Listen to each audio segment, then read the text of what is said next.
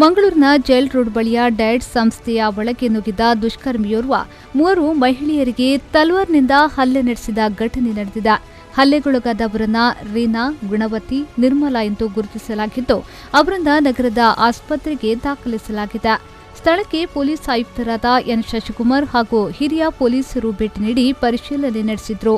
ಈ ವೇಳೆ ಮಾಧ್ಯಮದೊಂದಿಗೆ ಮಾತನಾಡಿದ ಪೊಲೀಸ್ ಕಮಿಷನರ್ ಎನ್ ಶಶಿಕುಮಾರ್, ತಲವಾರು ಮಾದರಿಯ ಆಯುಧದಿಂದ ಏಕಾಏಕಿಯಾಗಿ ಸಂಸ್ಥೆಯೊಳಗೆ ನುಗ್ಗಿದ ವ್ಯಕ್ತಿ ಹಲ್ಲೆ ನಡೆಸಿದ್ದು, ನಿರ್ಮಲಾ ಅವರ ಪರಿಸ್ಥಿತಿ ಗಂಭೀರವಾಗಿದೆ, ಪ್ರಾಣಾಪಾಯದಿಂದ ಪಾರಾಗಿದ್ದಾರೆ. ಇನ್ನು ಹಲ್ಲೆ ಮಾಡಿದ ವ್ಯಕ್ತಿಯನ್ನ ವಶಕ್ಕೆ ಪಡೆಯಲಾಗಿದೆ ಎಂದು ಹೇಳಿದರು. ಕಮಿಷನರೇಟ್ ವ್ಯಾಪ್ತಿಯಲ್ಲಿರುವ ಬರ್ಕೆ ಪೊಲೀಸ್ ಸ್ಟೇಷನ್ ವ್ಯಾಪ್ತಿಯ diet district institute of education and training ಈ ಕ್ಯಾಂಪಸ್ ಏನಿದೆ, ಇದು ನಮ್ಮ ಡಿಸ್ಟ್ರಿಕ್ಟ್ ಜೈಲ್ ಪಕ್ಕದಲ್ಲಿ ಇರುತ್ತೆ. ಸೊ ಇಲ್ಲಿ ಸುಮಾರು 12:45 ಗಂಟೆ ಸಮಯದಲ್ಲಿ ಸುಮಾರು 30ರಿಂದ 35 ವರ್ಷ ವಯಸ್ಸಿನ ಒಬ್ಬ ವ್ಯಕ್ತಿ ಬಂದುಬಿಟ್ಟು ಇಲ್ಲಿ ಒಬ್ಬರು ಮೇಡಮ್ ಹೆಸರು ತೊಗೊಂಡ್ಬಿಟ್ಟು, ಆ ಮೇಡಮ್ ಇದ್ದಾರೆ, ನಾನು ಅವ್ರ ಹತ್ರ ಮಾತಾಡಬೇಕಿತ್ತು, ಅವ್ರಿಗೊಂದು ಗಿಫ್ಟ್ ತಂದಿದ್ದೀನಿ ಅಂತಂದು ಹೇಳ್ತಾನೆ. ಅವಾಗ ಆ ಮೇಡಮ್ ಯಾರು ಏನು ಅಂತ ಕರೆಕ್ಟಾಗಿ ಗೊತ್ತಾಗಲ್ಲ. ಅಲ್ಲಿ ಫ್ಯಾಕಲ್ಟಿ ಸ್ಟಾಫ್ ಇದ್ದವ್ರಿಗೆ ಯಾರು ಏನು ಅಂತ ಕೇಳೋಷ್ಟೊತ್ತಿಗೆ ಏಕಾಏಕಿ ನನ್ನ ಹತ್ರ ಇದ್ದಂಥ ಒಂದು ಮಚ್ಚನ್ನು ತೊಗೊಂಡ್ಬಿಟ್ಟು ಅಲ್ಲಿದ್ದಂಥವ್ರ ಮೇಲೆ ಹಲ್ಲೆ ಮಾಡಿದ್ದಾನೆ. ಒಟ್ಟು 3 ಜನ ಸಿಬ್ಬಂದಿಗಳು, ಎಲ್ಲರೂ ಇನ್ಸಿಡೆಂಟಲ್ಲಿ ಮಹಿಳಾ ಸಿಬ್ಬಂದಿಗಳು. ಒಬ್ಬರು FDA ಇದ್ದಾರೆ, ಒಬ್ಬರು ಸ್ಟೆನೋಗ್ರಾಫರ್ ಇದ್ದಾರೆ, ಇನ್ನೊಬ್ಬರು ಡಿ ಗ್ರೂಪ್ ನೌಕರರಿದ್ದಾರೆ. 3 ಜನ ಸಿಬ್ಬಂದಿಗಳ ಮೇಲೆ ಏಕಾಏಕಿ ಹಲ್ಲೆ ಮಾಡಿದ್ದಾನೆ.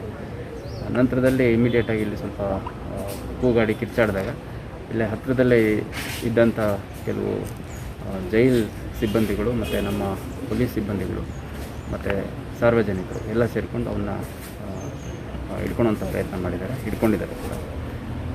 ಇದು ಯಾಕಾಗಿದೆ ಅನ್ನುವಂಥದ್ದು ಗೊತ್ತಿಲ್ಲ. ಯಾಕಂದರೆ ಸ್ಟಾಫ್ 3 ಜನ ಏನಿದ್ದಾರೆ ಅವರು ಫಾದರ್ ಮುಲ್ಲರ್ ಮತ್ತು ವಿನಯ್ ಹಾಸ್ಪಿಟ್ಲಿಗೆ ಅಡ್ಮಿಟ್ ಆಗಿದ್ದಾರೆ. ನಾನು ಅವ್ರನ್ನ 3 ಜನ ನೋಡ್ಕೊಂಡು ಬಂದಿದ್ದೀನಿ. ಇಂಜುರೀಸ್ ಆಗಿದೆ ಸ್ವಲ್ಪ, ಕೆಲವರಿಗೆ ಒಬ್ಬರಿಗೆ ಹೆಡ್ ಇಂಜುರಿ ಆಗಿದೆ, ಇನ್ನೊಬ್ಬರಿಗೆ ಮುಖದ ಮೇಲೆ ಇಂಜುರಿ ಆಗಿದೆ, ಇನ್ನೊಬ್ಬರಿಗೆ ಬೆನ್ನು ಮತ್ತು ಕೈಗೆಲ್ಲ ಇಂಜುರಿ ಆಗಿದೆ. ಬಟ್ 3 ಜನ ಔಟ್ ಆಫ್ ಡೇಂಜರ್ ಇದ್ದಾರೆ. ಅವ್ರಿಗೆ ಟ್ರೀಟ್ಮೆಂಟು ಕೊಡ್ತಾ ಇದ್ದಾರೆ ಸಂಬಂಧಪಟ್ಟ ಡಾಕ್ಟ್ರು. ಮತ್ತು ನಮ್ಮ CEO ಅವರು ಕೂಡ ಇದ್ರ ಬಗ್ಗೆ ಎಲ್ಲ ಡೀಟೇಲ್ಸ್ ತೊಗೊಂಡು ಡಾಕ್ಟ್ರುಗಳಿಗೆಲ್ಲ ಮಾತಾಡಿ ಇಮಿಡಿಯೇಟಾಗಿ ಉತ್ತಮ ಗುಣಮಟ್ಟದ ಟ್ರೀಟ್ಮೆಂಟ್ ಕೊಡಬೇಕು ಅಂತ ಅವ್ರ ಅಧಿಕಾರಿಗಳನ್ನಲ್ಲಿ ನಿಯೋಜನೆ ಮಾಡಿದ್ದಾರೆ. ಯಾಕಾಗಿದೆ ಇನ್ಸಿಡೆಂಟ್ ಅಂತ ಗೊತ್ತಿಲ್ಲ.